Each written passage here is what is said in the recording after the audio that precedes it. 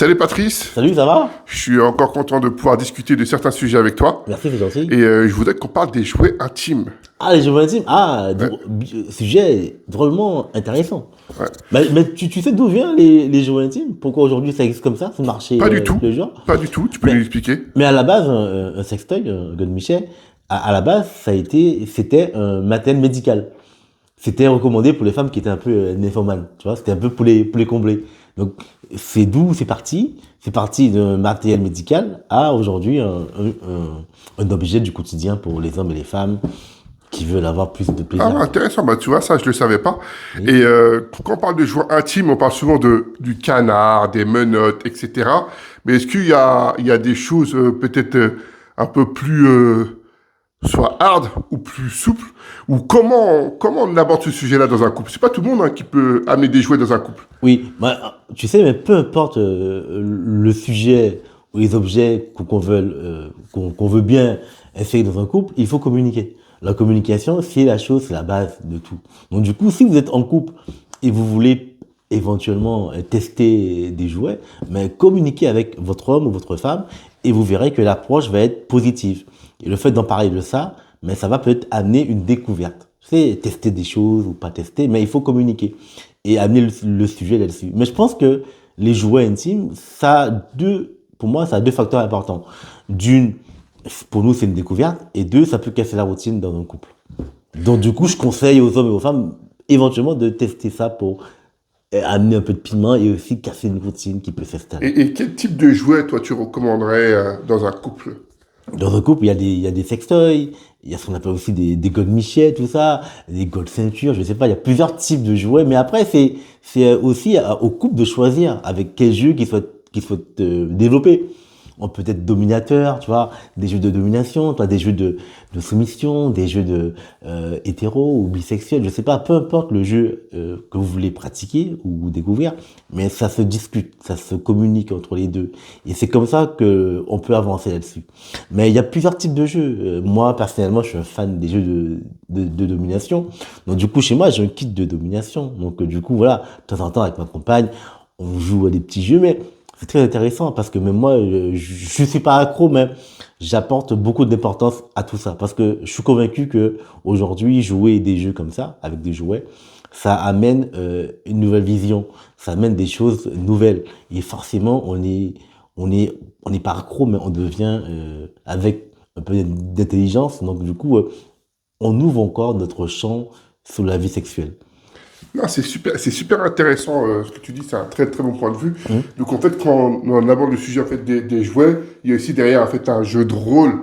Donc ça, c'est fait pour renforcer les liens.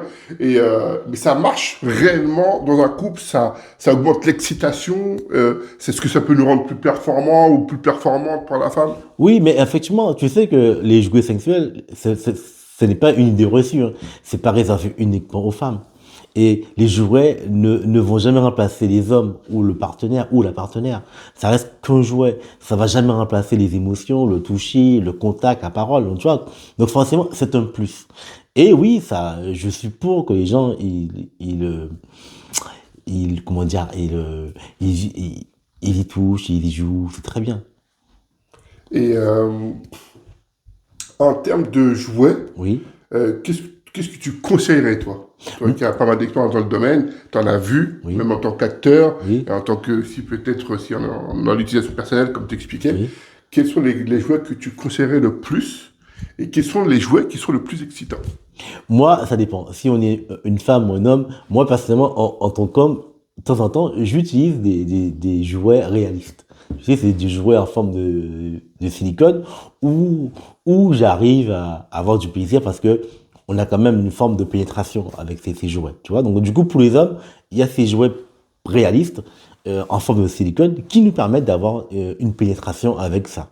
Et pour les femmes, c'est différent. Les femmes, il y a plusieurs jouets. Il y a les God Michel, il y a les sextoys, il y a les trucs qui vibrent, aussi des trucs à double tranchant, tu sais, des trucs à double machin, tu vois, ça peut jouer sur le clitoris, en même temps sur le vagin. Donc, il y a plusieurs choses. Mais moi, je pense que pour vraiment adhérer à quelque chose, il faut l'essayer, je pense. Et c'est en essayant des divers jouets que vous allez peut-être trouver le bon.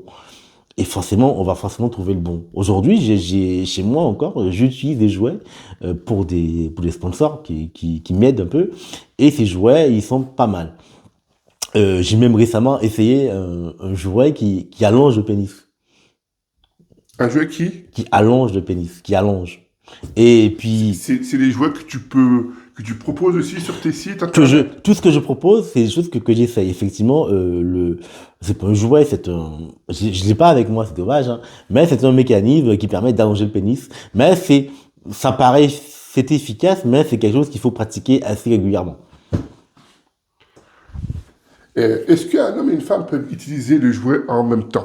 Oui, exactement, tout à fait. Mais aujourd'hui, tu sais, la bisexualité, ça s'est vachement développé. Donc aujourd'hui, tu prends un couple bisexuel où l'homme et la femme partagent les mêmes jouets.